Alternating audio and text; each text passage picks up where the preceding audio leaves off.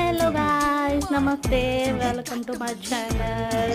ఈరోజు అయితే నేను ఈ బ్లాగ్లో డిఫరెంట్గా ట్రై చేద్దాం అనుకుంటున్నాను.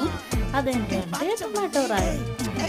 సో డైలీ రైస్ అవుతుంది కాబట్టి డిఫరెంట్గా ఉండాలని చెప్పి టొమాటో రైస్ చేస్తున్నాను. ఏంటి ఎలా చేస్తున్నాను మీరు చూసేయండి. ఈ వీడియో కనుక నచ్చితే please like, subscribe for more videos. பட வச்சான் ஆள விழ வச்சானே ஏ மாப்ள